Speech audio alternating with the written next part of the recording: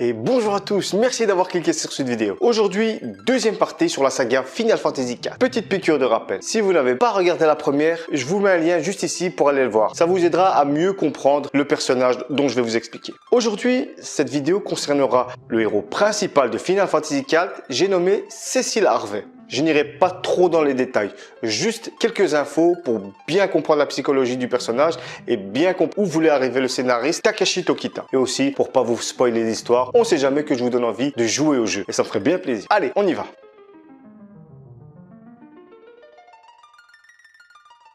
Pour la première fois dans un Final Fantasy, ce n'est pas avec des personnages random que nous allons découvrir l'histoire de Final Fantasy IV. Ce quatrième opus pousse la subtilité beaucoup plus loin. C'est à travers les yeux de son héros, Cecil Harvey, que nous allons découvrir toute l'histoire de Final Fantasy IV. Car, il ne faut pas oublier, toute l'histoire tourne autour du héros. Commençons. Bien qu'il soit orphelin et que la découverte de ses origines constitue un pan important de son voyage, il est présenté en effet, dès son introduction, comme un chevalier noir ou Dark Knight accompli. Et ça se répercute directement dans le gameplay. Effectivement, au début du jeu, dès le premier combat, on remarque que Cecil est niveau 10. Généralement, dans les Final Fantasy, le héros commence toujours au level 1, ce qui nous prouve déjà, subtilement, que Cecil est un chevalier accompli. Grâce à ses prouesses martiales et à ses caractéristiques physiques en particulier, sa force ont fait de lui l'un des meilleurs combattants de tout son village. Grâce à ses capacités, il a pu devenir un officier haut gradé dans l'armée de Baron.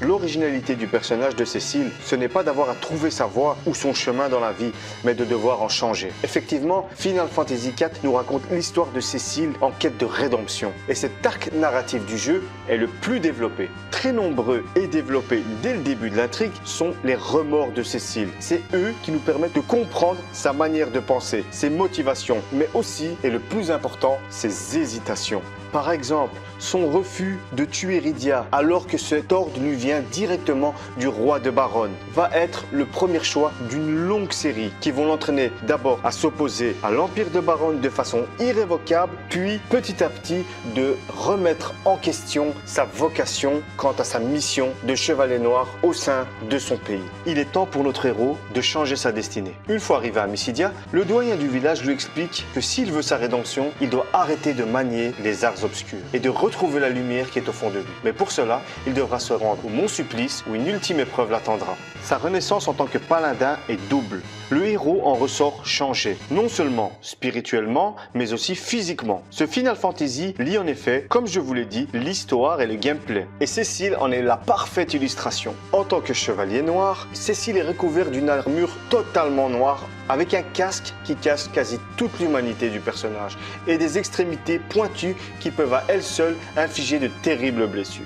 Alors que le chevalier noir endosse le rôle de cogneur du groupe, pouvant choisir de sacrifier une partie de ses points de vie dans un but offensif afin d'infliger plus de dégâts. Le paladin remplit désormais la fonction de tank, si vous préférez défenseur, très endurant, capable de protéger automatiquement en allié en difficulté contre un assaut ennemi. Plus tôt dans la vidéo, je vous avais expliqué que Cecil, en tant que chevalier noir, commençait au level 10. Contrairement au paladin qu'il est devenu, il commence au level 1. Le scénariste Takashi Tokita veut nous montrer que Cecil a définitivement changé de mentalité. Il reprend depuis le début. C'est un nouveau départ, une nouvelle vie qui s'offre à lui. Et cela doit se montrer dans le gameplay et physiquement. Cette fois-ci, plus d'armure noire. Cecil est à visage découvert pour nous montrer son humanité. Teint pâle, cheveux mi-longs argentés, avec une armure blanche bleutée, ainsi qu'une nouvelle épée et de nouveaux sorts de la magie blanche, ce qui prouve le changement de gameplay de Cecil. Terminer la technique qui sacrifie des points de vie pour faire plus de dégâts. Place aux soins pour sauver ses collègues. Cecil a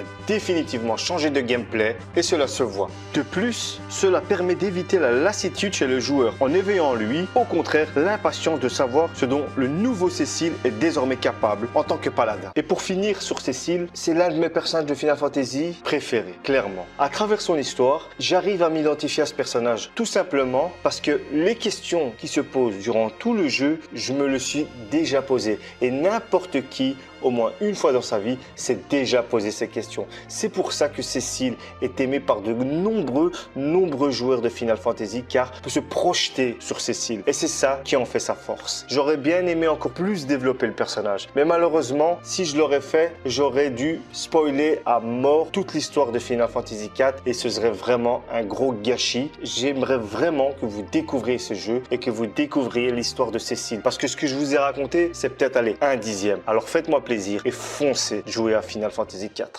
Alors, j'espère que cette vidéo vous a plu. En tout cas, moi, ça m'a beaucoup plu de là. Comme je l'ai dit dans la vidéo, j'aurais pu parler pendant des heures de Cécile. Mais malheureusement, il faut choisir. D'abord, découvrez l'histoire. Et si ça vous a plu, n'hésitez pas, je ferai une vidéo complète sur l'histoire de Cécile. Ça me dérange vraiment pas. En tout cas, moi, je voudrais vous remercier encore d'avoir regardé cette vidéo. N'hésitez pas à vous abonner, à mettre un pouce bleu et laisser un commentaire. Et aussi, les notifications là, parce que YouTube, là, ça part en chloute. Hein. N'hésitez pas à mettre la petite cloche pour vous avertir de mes nouvelles vidéos. Moi, j'ai encore une troisième partie de Final Fantasy IV à aller préparer. Et ce sera sur les différentes éditions. Oui, il faut savoir que Final Fantasy IV est le Final Fantasy à avoir eu le plus d'éditions. Mais bon, je vous en reparlerai dans la troisième vidéo. Ciao!